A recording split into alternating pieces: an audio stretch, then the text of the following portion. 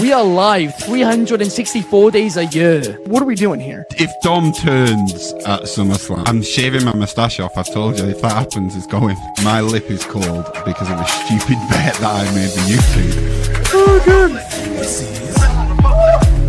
Wrestle's better than Daniel Bryan Daniels. Better than Okada.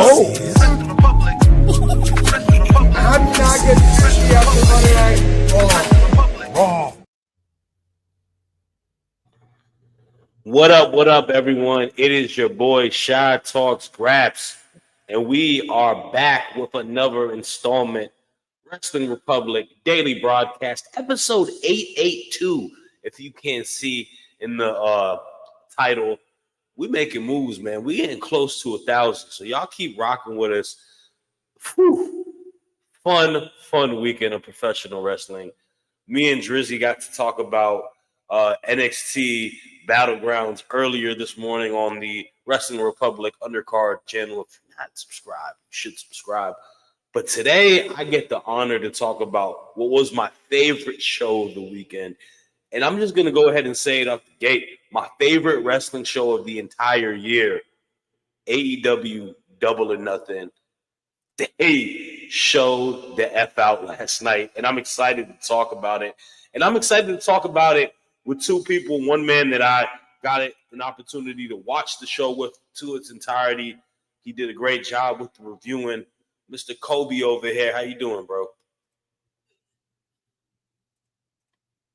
I'm doing pretty good, of course. I was on the call. I was doing a lot of reviewing last night. I had Double or Nothing and NXT Battleground, of course, like he already said. Off the air, covered Battleground, and now it's our time to cover the big kahuna called Double or Nothing. It was a heck of a show. Very enjoyable from start to finish. I don't think there was anything outstandingly weak about the event, and that's why I think it's one of the best shows they've ever done. And there's a lot to talk about, and of course, we have another guest to announce. For sure, yes, and yeah, it was a blast, man. Salute to the whole gang at WR. The watch parties are always fun. And yeah, you said there's another guest, fellow sicko, man. Me and him probably hang out a lot at the hospital. He works there, but this time we're in the hospital because we're just sick to our stomachs from enjoying AEW so much. So how you doing, man? AEW Day, baby. What a show. I mean, come on. I went to WrestleMania this year. This was better than that. Sorry. This was exceptional from AEW. A company that always does well on their shows. The pay-per-views are always amazing, but this was like continuing at 100 miles per hour. Every match delivered. Some matches that I didn't think were going to deliver, over-delivered. The crowd was amazing. The matches were amazing. Everything about the show was amazing. A lot of people think All Out 2021 is the best show AEW have ever done. I don't think so anymore. I think it's this show. I think Double or Nothing 2025 has set the new bar for AEW in their pay-per-views. Everything went according to plan. Everything was amazing. And, I mean, come on. A wrestling show where Bodies gets played 3 times. That's amazing. I'm excited to talk about that specifically because I was going out of my mind on the watch party when that dropped. I was just singing it the whole time along with them.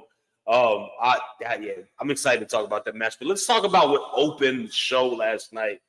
And the Owen Cup tournament for women's, I thought was phenomenal. Like just from the beginning of it, how they set up the tournament, all the counterparts part of it.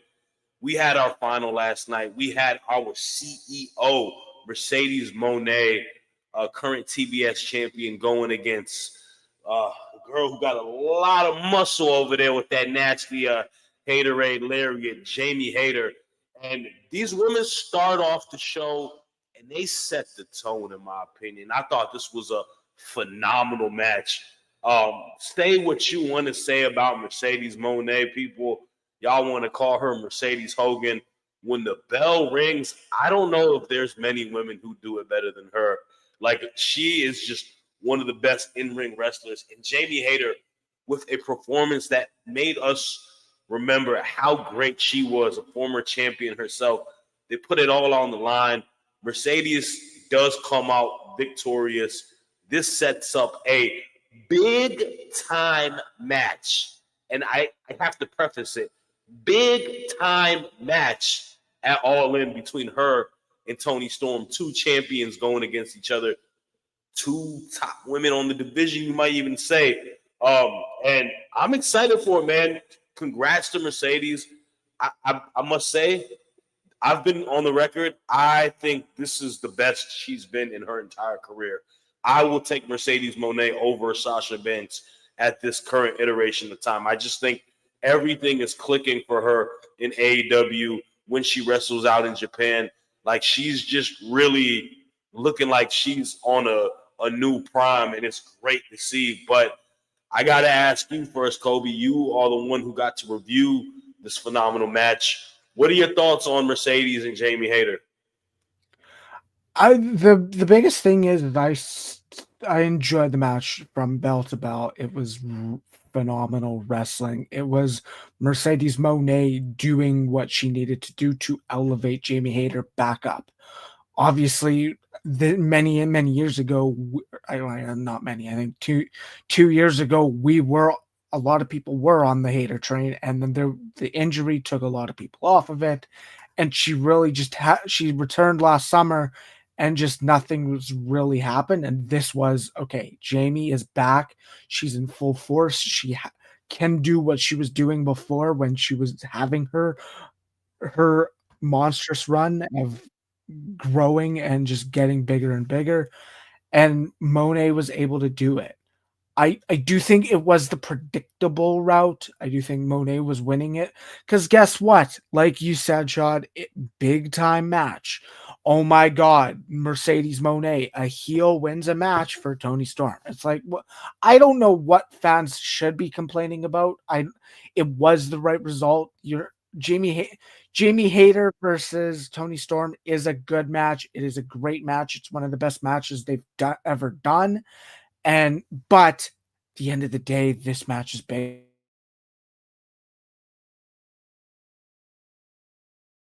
The only ones that are needed right now. They're the biggest champions. This is the biggest match you can make for a Stadium United States show. That's all this needs to be. That's exactly what this is. And it's just it will be a great match. I just don't the interesting part is I don't know who goes over at All In, and that's the exciting part. Whether it's Moné or whether it's Toni, it was a great match, and it was exactly what it needed to be. The best Owens women final they've had, and yeah, For sure. I agree with a lot of the sentiments that you just said right there. It's not only the biggest match between just two women. I think it's just two of the biggest stars in general on their roster. We always have the debate about,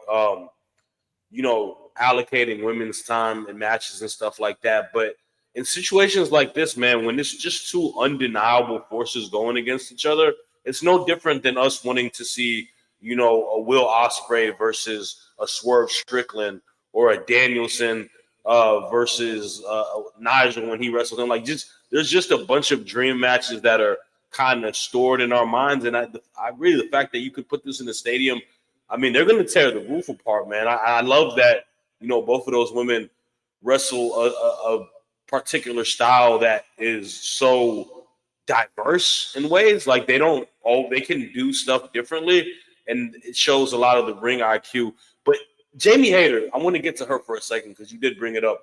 I hope this is the force that can kind of get the ball rolling for her continuously now. Now, you mentioned the heel winning and whatnot. Maybe a heel run for her in the future would be beneficial. Maybe we need to see a little bit more of an edge to her at this point, because I liked her a lot when she was paired with Britt Baker. I feel like a lot of the babyface came within it because the fans just were so receptive and liked her a lot, but she seemed more badass. This iteration of her is very, well dressed. I like her outfits a lot. She looks great, but I don't know too much about who she is now or what her story or what her why is. And I hope we can kind of get a little bit more of that for her in the near future. I do want to go through some comments, and then so I got to get your thoughts on this because I know you a big Owen tournament fan. We first and foremost got my bro Fernando Zayas. Happy Memorial Day. Thank you, bro. Happy Memorial Day to all those who have served in the States, man. You know, fallen soldiers and whatnot. God bless, man. Appreciate everybody. We got him also saying Double or Nothing was fire, the best wrestling event of the weekend. Hey, man, a lot of people saying best wrestling event of the year, but definitely of the weekend because Saturday night main event was not a thing. It wasn't a thing. It never happened. I swear it didn't happen, y'all. We got my boy I Make Beats. Sup, good fellas? Double or Nothing was all right. Ooh. Mercedes and Hayter and the stretcher match were the best of the night. He was just too tired due to the long card. I feel that. I mean, y'all are also out in the UK, different time zones. For me, I'm blessed that I have off today, so you're able to kind of recoup the next day. So I didn't have to go to work early in the morning. So, you know, it works itself out. So I got to ask you, man, what are your thoughts on the Jamie Hayter Mercedes Moné match? Did you enjoy it? And I want to know your thoughts on the result. Good Lord, did they set the bar for the entire night, those two ladies. Jesus Christ. The reversals, even I know there was even a little botchy thing with the steps, but she recovered well and played off with it. The reversals with finishers and submissions, like they set the goddamn bar, and probably one of my favorite women's matches of the year as well, because they absolutely killed it. The results, right? Hayter, it's a shame. I really wanted Hayter to win, but I do understand the decision with Moné. As Shad has said, Toni Storm versus Mercedes Moné is the biggest money match AEW can do on the women's side. So I understand it. Where does Hayter go from here? Generally, I don't know. It's weird because think about it this way. Something else I've noticed. If Toni Storm and Mercedes Moné is the match we're going to get for All in Texas, where does that mean the TBS Championship won't be defended? And with that correlation, when we go with past AEW booking, does that mean we're only going to get one women's match? With an important card like this, your first stadium show, I don't think you should. So I would love to see like the women's casino gauntlet be properly done like they did for All in London, but for the women's side. So you could get a lot of women showcased on there, and I hope we could get a good showing from there. And something I would like to see, if it's possible, you know, Jamie Hayter versus Megan Bayne feud. That would be very, very fun for me. I think that would be an exceptional matchup between these two ladies. But yeah, I'm very interested to see where things go. I mean, you know, I've been a big against these things, right? The AEW Women's Tag Team Championships, right? But kudos to Tony Khan. From what I saw in the buy-in, I think he's actually giving it thought and effort. You know, Harley Cameron and Anna Jay actually had a unique theme for their entrances together. You know, Penelope Ford and Megan Bayne had the same sort of attire. Could a big stadium show be like that to crown a new championship for the women's side? Maybe. It's a possibility, but then it's like, well, who does Hayter team with? Is Britt still with the company? Is that a possibility? Or could she go with someone like maybe who could be brought in? Like, you know, I know Will Ospreay's Mrs. Alex Windsor's been brought in a few times, you know, two British gals who've done stuff in Eve in the past. That could be interesting. I don't know. It's a possibility, but seems like we're getting some thoughts on this, and Tiki's actually putting some effort into this. So maybe, but yeah, I thought this match was stellar and best women's match of the year. No, for sure. And there's an interesting comment I do want to show because this is potentially an option that we could go with from the homie Neo Shadow saying Mercedes should lose the TBS title in a multi-person match where she doesn't get pinned. Continue the story they started of Moné losing everything. That'd be interesting. But with that, I feel like the nuance of it doesn't feel as important because I feel like champ versus champ brings a lot to the table as well. But if you do want to get the title off of her for the sake of having another champion, having another match, I'm not mad at that at all. I think you brought up some good potential with that tag title being a thing that is crowned at All In, that'd be a special moment. I think a lot of those teams, if Willow and Stat can make up, that's a pretty interesting inaugural champ. But I really like Megan Bayne and Penelope Ford as a pairing. I think they have a good sense of chemistry with each other. Off presentation, I got to maybe see it blend more in the ring. But I like Penelope as kind of her little henchman, talking head, and then Megan Bayne just being the absolute beast that she is. They look, they just look like a force to be reckoned with, both of them. So, but man, that definitely was a special match. I do want to get to the next one, if you could give me a second, and that is a 5-star classic: Okada versus Speedball Mike Bailey. And oh man, Speedball, he makes you want to see him win something every time he wrestles, because that guy is a better wrestler than a lot of people's favorite wrestlers. I don't know who your favorite wrestler may be, but Speedball might be better than them. Great match, man. The sequences were absolutely insane.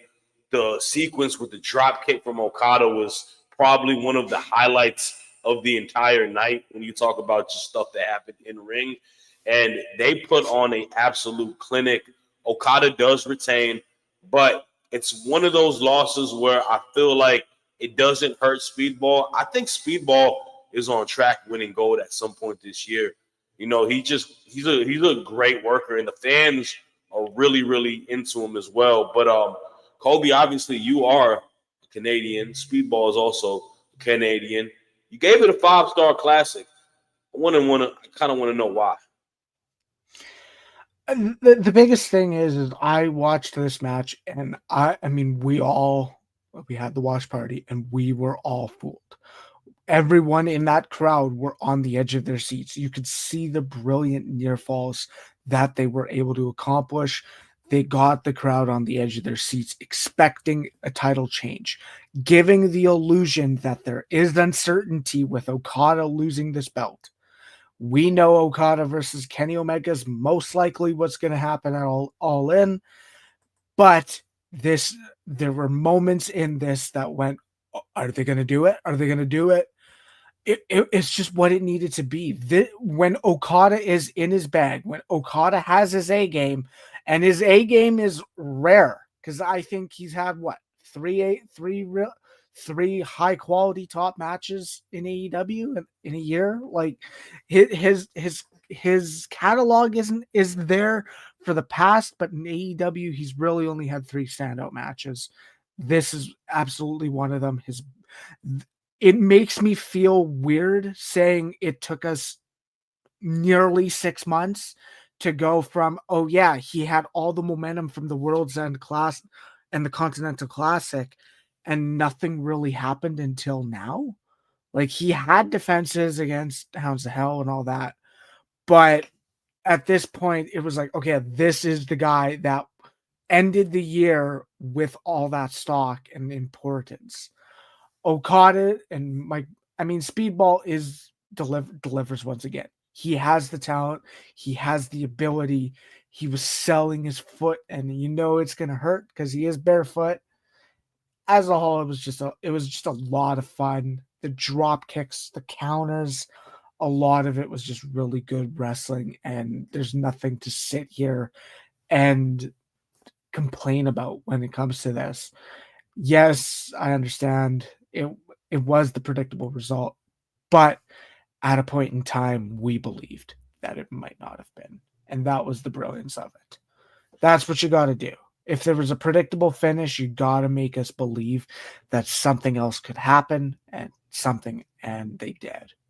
All kudos to both men. Yeah, and I think that's the beauty of it. Like, they sold us a ticket to think otherwise, and it was just so well wrestled, man. Both guys have been on an absolute tear. I think Okada was getting a lot of criticism in his early parts of AEW. I think a lot of it was people like, oh, he's just overly with this character and being part of the elite. But he's been shelling out a lot of great matches, and it's kind of reminding you who the heck he is. He's a legend for this definite reason. So you can't question him too much, man. You kind of just got to let things come into play. And yeah, I make beats. I love this comment, man. He was pulling out Tokyo Dome Okada vibes last night. It was crazy to see. Fernando also saying Speedball was amazing last night. He was, bro. He was, and I'm excited about it, man. I'm also excited to talk about this one because we're talking about Japan. We're talking about a woman who made a big name out in Stardom. I think everybody loves Mina.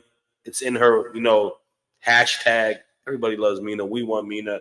She went against Toni Storm, the timeless one, and these women, again, another great match, man. They were nothing short but exceptional last night.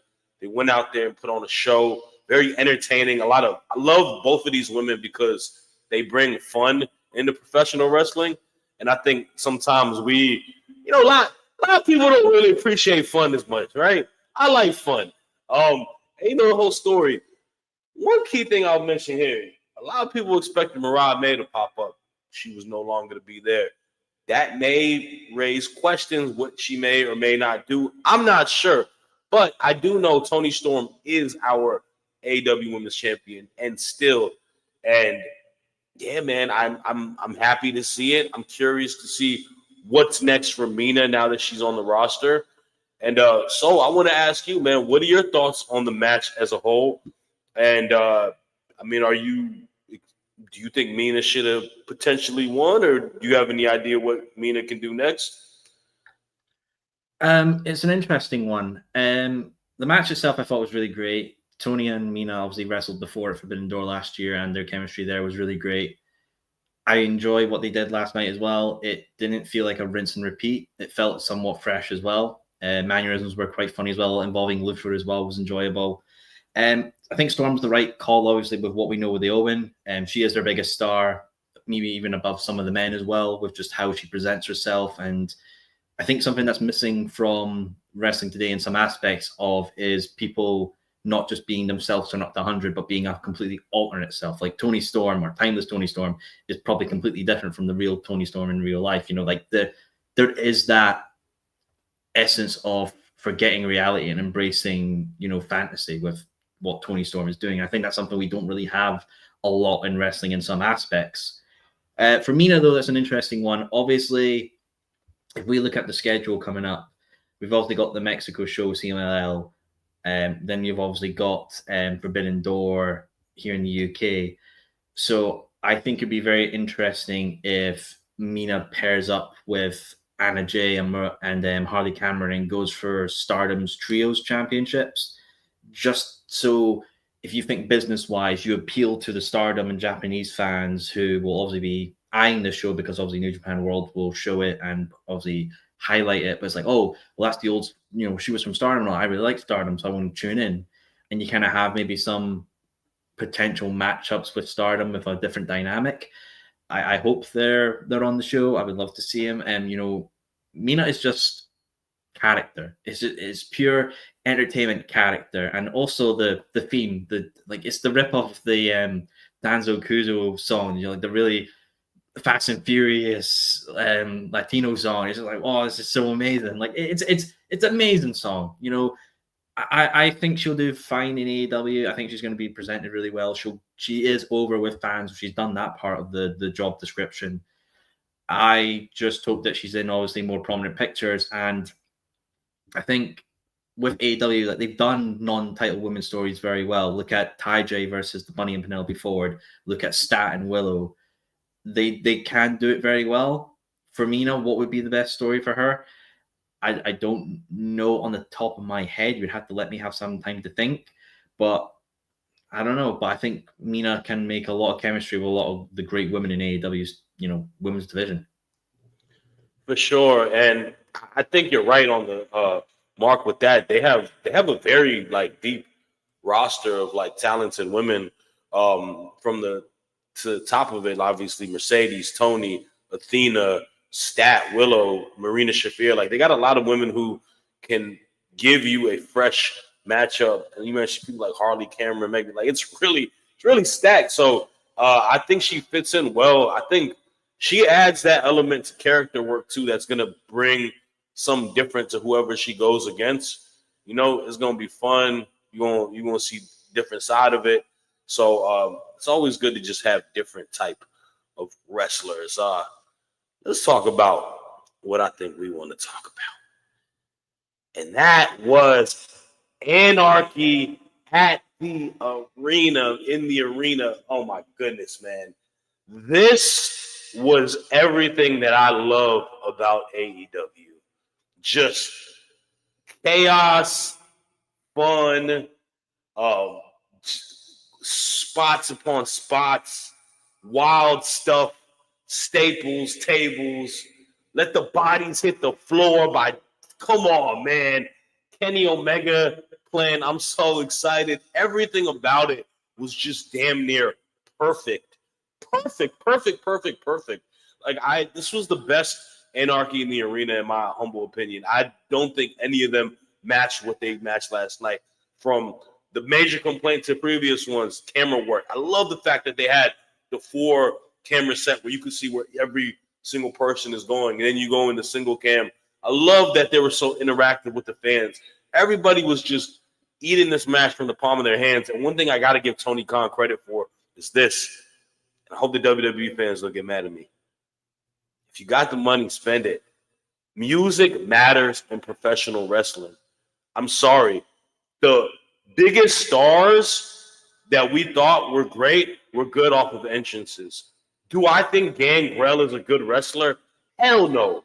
Was Gangrel someone that I always picked as my entrance at WrestleMania 2000 because the Brood entrance was the best? Absolutely. Okay? Showing my age there a little bit. But that's the truth of it. And when you add music, him just saying that, Kenny saying that, let's take it back to the alternative rock 2000 eras. I felt that because that comes from that era of when I love professional wrestling. And Tony obviously probably being probably a little bit older than me, but he probably grew up on the same era of wrestling that I grew up watching. I love that he does that, man. He's a guy that truly cares about the fun and the nuance of how his product is, and I think they did a great job. The match itself did its job too, man. Team good guys come victorious against the Death Riders. I thought it was the right call. I think you make the fans happy with that. I thought all parties looked great. Willow coming out, ripping the shirt and having the big black and Jack shirt with Will Hobbs was absolutely funny. Swerve is a madman, staple on the tongue. Oh man, I can't. Like these next 2 matches we're talking. These next 2 matches are the ones that were my favorite, next to the Okada and Bailey. And there's a lot of matches I loved last night, but this was definitely up there. I'll start with you, Coby. What are your thoughts on Anarchy in the arena? Did you think it delivered? It, without a doubt, it goes towards what the stipulation was. This was anarchy. This was chaos. I think we were joking about it during the entrances. This is anarchy in the arena, not chaos in the concourse. But there was chaos in the concourse, and that's the funniest part about it. I mean, this is a standalone stipulation. Year to year is gonna be weird because it is reaching that territory of, oh, this is the yearly war games, or oh, we got to do every year a blood and guts match. This every Double or Nothing for the last 4 years has had anarchy in the arena, and this is the weird part about it is year to year they haven't lacked in innovation. They haven't lacked in the ability to just purely entertain, because I don't know the number, but I saw a crowd that was on the edge of their seats for 35 minutes with this match as a whole, from bell to bell. It was exactly what it needed to be. It was chaos. Every single person in the match can sit there and say, yeah, I had a highlight. I had a big moment, a big spot. And it's just great to say. I think it was telegraphed, the fact that you could see the ambulance the whole time. I was like, okay, well, they're going to use that eventually. And they did. They stuffed the Death Riders into an ambulance to isolate the Young Bucks, who had the Founding Fathers gear.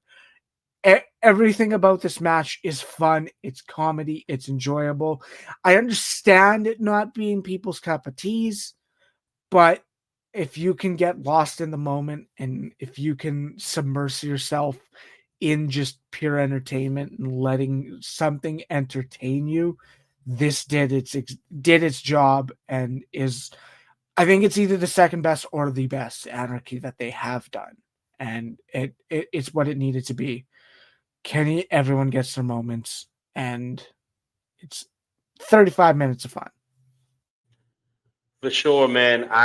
35 minutes of fun is the best way to describe it, man. I think everybody went out there and just had themselves a day, man. I also love the fact that, like, you had the women's wrestlers taking moves from the men's counterparts in the match too. I thought that was interesting. They just let it kind of go all out, man. It makes them look like a badass.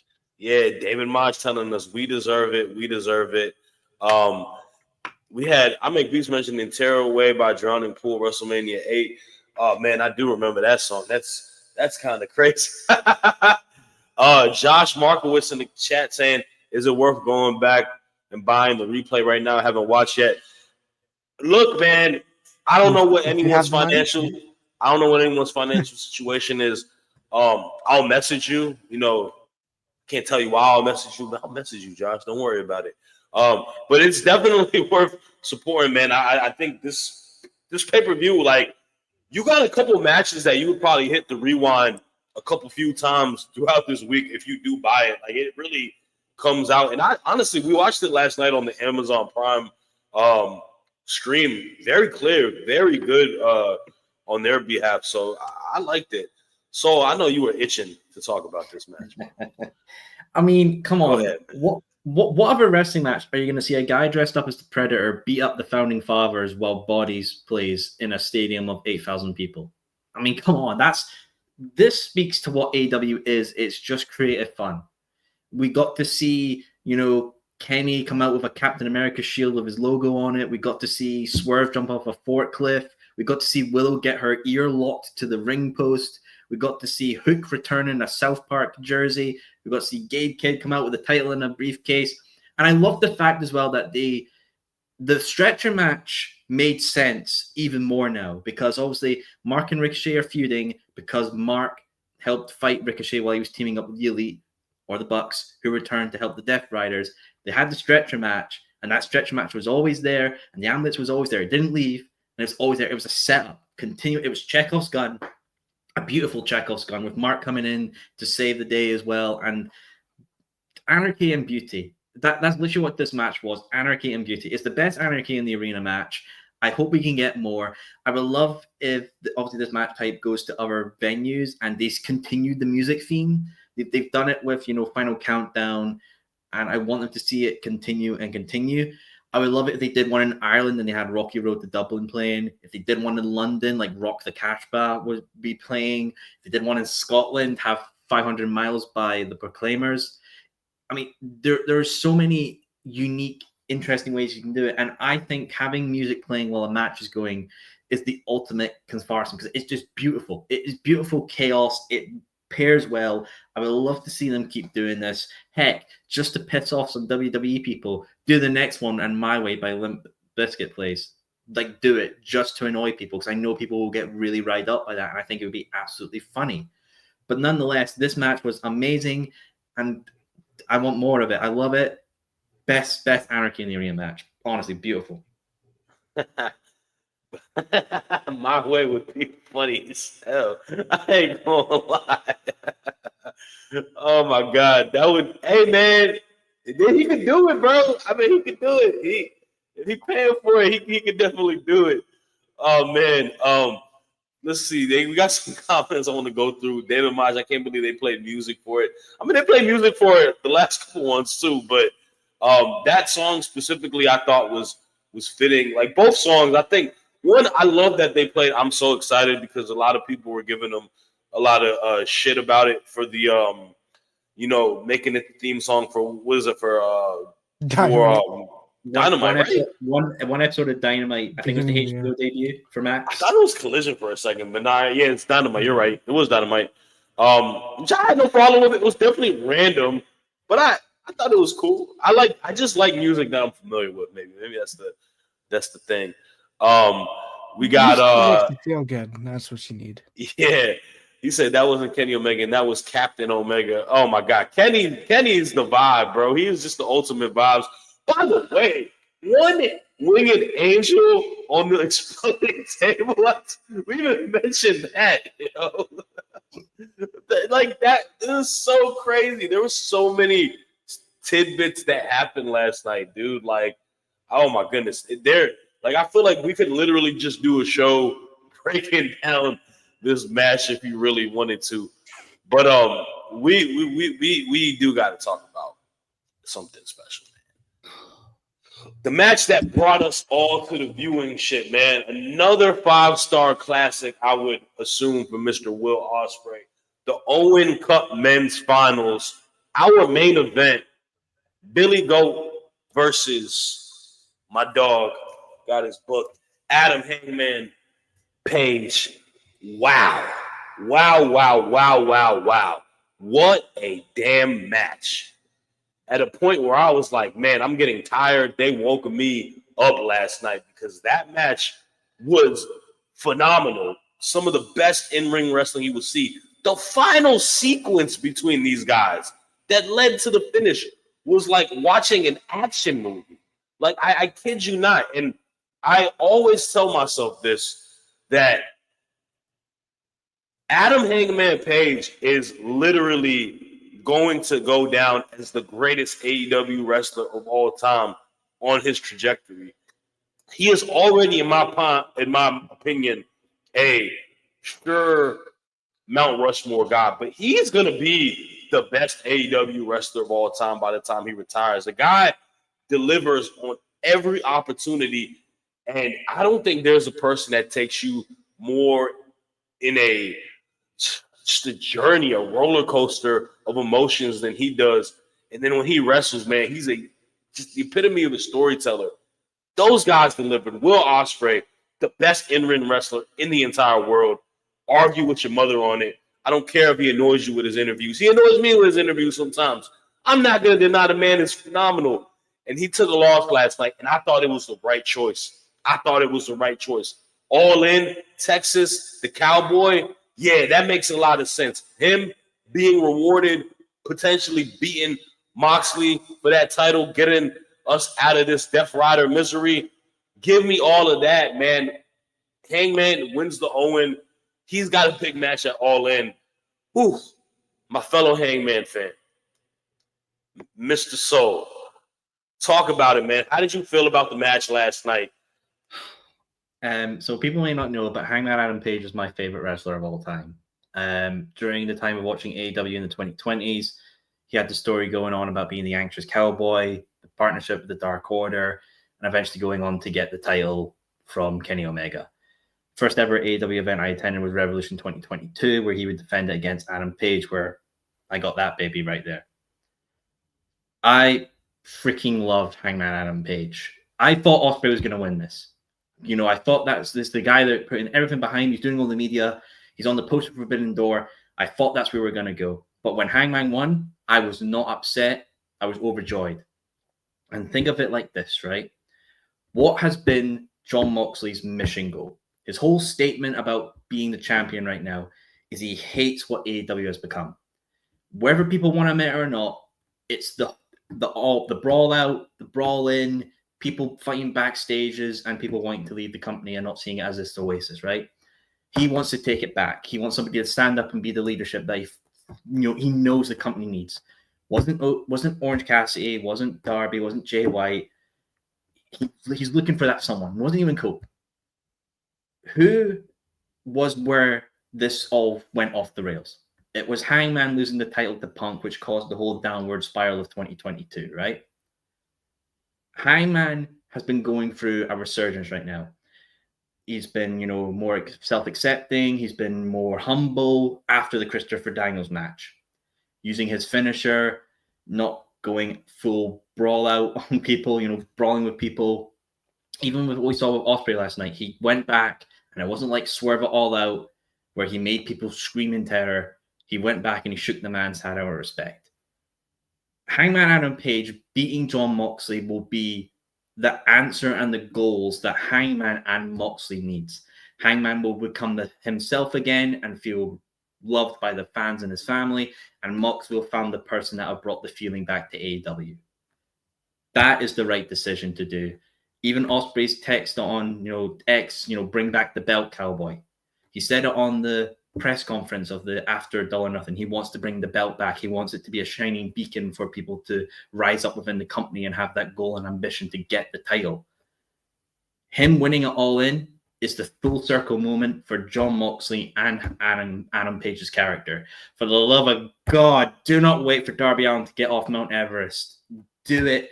If Tony Khan does not have Adam Page win at All in Texas, I will lose my mind. I will do any bet. I will do something crazy, because that is stupid, and this is what we need. I want to see, when they come back from Forbidden Door, Hangman Adam Page do it versus Gabe Kidd, versus Tanahashi, versus anyone as champion. I want to see my cowboy as AEW World Champion again.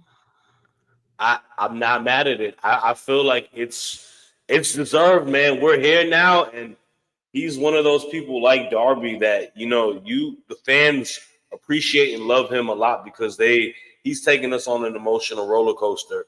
Coby, I got to ask you, man, this was another 5-star match on your rating, not Dave Meltzer, but your rating.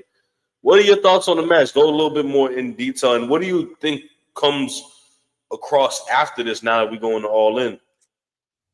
So as a whole, this is just everything it needed to be. It was great. It was great in-ring action. You had a great crowd that was supporting both men. Nobody was being outright booed, or no one was being dejected. It was just two people who could go intense, could be intense, and everything made sense. It was brilliant. You had Will Ospreay going for the hidden blade, and then Hangman just collapses enough, and Ospreay giving that hidden blade is all. He has to recover as well. I mean, if anyone can sit here and go, "Oh, AEW doesn't know psychology," well, watch a Will Ospreay match.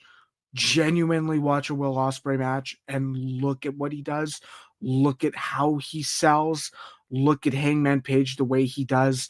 I've been a fan of it ever since he grew it out, but how the hair gets so crazy when Hangman gets in deep in a match, and he has great eyes and great facial expressions. This match sits here and establishes one thing, that Hangman Adam Page is the protagonist of AEW. He's the man that will sit here, and he has been a driving force for many years. He had the crazy rise to beat Kenny Omega. We have 7 weeks. I think they said 48 days yesterday, so we have 47 days. They have to set us up for something. I don't know if the biggest thing is I would rather see this happen. I would rather see Hangman Page in their biggest show of the year in a massive stadium be the one to dethrone Jon Moxley. I personally, I could care less if Darby is the one to do it. I don't think Darby needs a world title. I don't care about seeing Darby winning a world title. Hangman Page is someone who sat here and hasn't had a bad match since maybe his last match with Jon Moxley, if you don't like the Texas Deathmatch format. Hangman's in such a weird position where he's found himself. His character growth hasn't devolved. He's been in constant evolution from storyline to storyline. This man is the protagonist of it. I said it again. He's the protagonist of AEW. There's a very strong argument that Hangman Page is one of the most important men in the company, and this just proves it. He took Will Ospreay to Will Ospreay's second main event, and Will Ospreay hasn't won a single main event. Hangman Adam Page has. Hangman gets the job done, and I want to see him win it. But you have 7 weeks to sell me on the belief that he can. It's going to be quite a journey as we go to All In, man. I love that we have these two big time matches set in place. Yeah, it's gonna be one of those situations where you don't know what the direction, what the result's gonna be, and that's what makes the best pro wrestling product that you can imagine. We got a couple comments in here, and then we're gonna wrap it up, man. We got Fernando noting that yes, Hangman has Moxley's number. He said Hangman is taking the AEW championship from Moxley. Book it. Hey man, he said that is not a spoiler. That's just what's set in stone. Voltage Wrestling saying, "Hey guys, what's going on, man? We appreciate you." And then David Modge also saying that he's gonna be on top again. So it's gonna be interesting, man. I'm super excited. But that is all the time we have today, man. Thank you guys all in the comments for watching. Soul, Coby, thank you guys as always. And we'll be back same time tomorrow. We're going to be reviewing Monday Night Raw. See what's going on after what happened on Saturday night's main event. Should be interesting. Also tomorrow, don't forget NXT off the air. Myself, Clark, and Drizzy right after NXT is done. Don't miss that. And man, we'll catch y'all. Appreciate you guys, and have a good day. Peace.